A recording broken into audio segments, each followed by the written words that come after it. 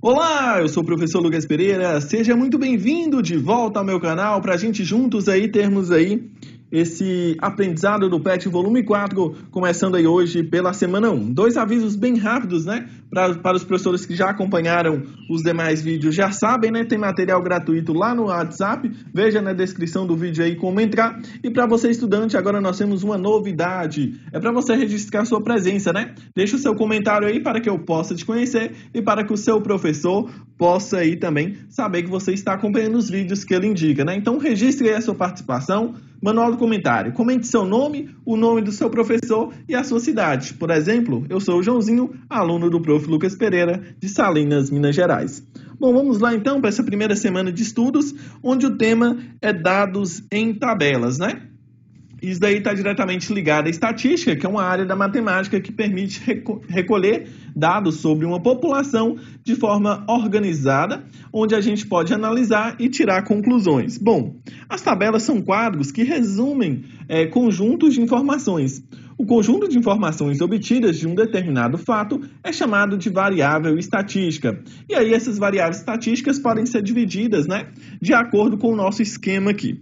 Pode ser do tipo quantitativo ou numérico, ou qualitativo, que também pode ser chamado de categórico, né? Então, quantitativo ou qualitativo. Dentro do quantitativo, ou seja, vem, né, de quantidade, a gente tem o discreto, que são os números de habitantes de uma cidade, por exemplo, né? Então, 1, 2, 3, 4 e assim sucessivamente.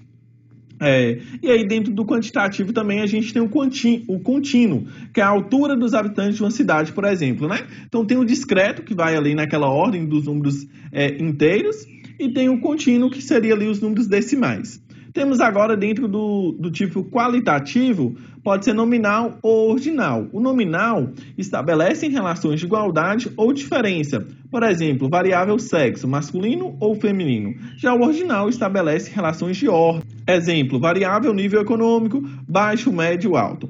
Bom, os elementos de uma tabela são aí o título, que responde às seguintes questões. O que? Qual assunto, né, que essa tabela apresenta? Onde? Qual lugar que isso acontece? Quando? A época em que se verificou o fenômeno. Então, por exemplo, número de habitantes da cidade X no período de 1900 a 2000. Temos o cabeçalho, que é parte da tabela na qual explica o conteúdo das linhas e colunas da tabela. O corpo da tabela, né, que é composta por linhas e colunas, onde estão os dados da tabela. A coluna indicador especifica o conteúdo das linhas, geralmente a primeira coluna, né, especifica, por exemplo, os anos ali, e aí depois tem os dados de cada ano. Bom, a casa ou célula é a parte da tabela formada pelo cruzamento de uma linha com uma coluna. E o rodapé, que é o espaço aproveitado abaixo da tabela, onde são colocadas a fonte, notas e chamadas. Bom, então aqui nós temos um exemplo, né? O título, exemplo de tabela de livros lidos. Cabeçalho, livros lidos por conteúdos de matemática nos anos de 2017 a 2020. Então, observe ali que na coluna indicador a gente tem os anos, né? No ano 2017, no ano 2018. Aliás, não, coluna indicadora... Não, mas aí eles colocaram errado, porque aí seria a linha indicadora, né? Se a gente fosse considerar ano, conteúdo e quantidade. Então, não seria coluna, seria linha indicadora. Enfim, aí ali no corpo a gente tem os dados, né, os anos, os conteúdos, funções, estatística, análise combinatória e a quantidade de cada um. No rodapé, né, a gente tem ali a fonte, que é o próprio autor, e o rodapé nota, que seria a tabela fictícia, inventada. Quando fazemos uma pesquisa, obtemos os dados brutos, ou um conjunto de números ou respostas, sem nenhuma organização. Segue aqui um exemplo, né?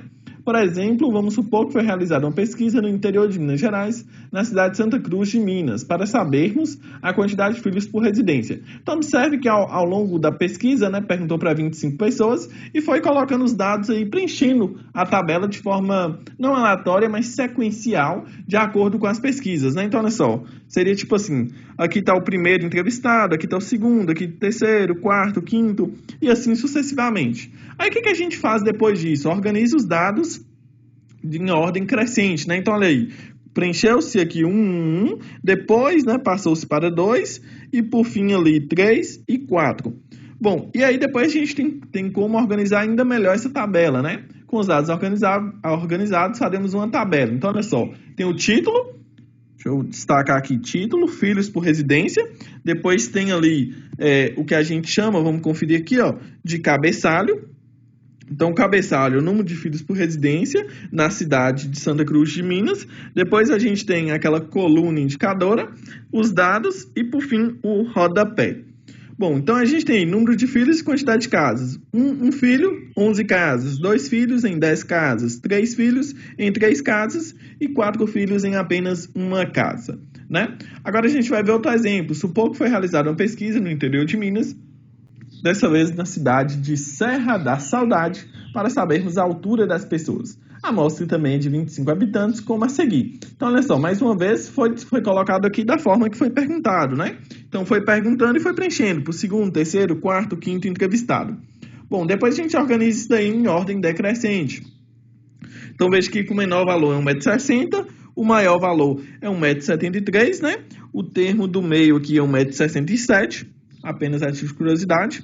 Depois a gente consegue contar aqui, só que olha só, vai dar uma tabela bem grande, né? Então, a gente tem o título aqui, a altura de habitantes, o cabeçalho, a altura de habitantes na cidade de Serra da Saudade, em Minas Gerais, a coluna indicadora, a altura de habitantes em média, quantidade de habitantes, os dados, né? Esses todos, e por fim, o rodapé. Então, olha só, como tem muitas alturas, são muitos dados diferentes, deu uma tabela bem grande. E ela pode ser reduzida da seguinte forma, né? A altura de habitantes, entre 1,60 m e 1,65 m, a gente tem 9 habitantes. Entre 1,66 m e 1,71 m, a gente tem 14. Entre 1,72 m e 1,77 m, a gente tem 2. O que a gente observa aqui? Que todas as alturas aqui estão variando de 5, né?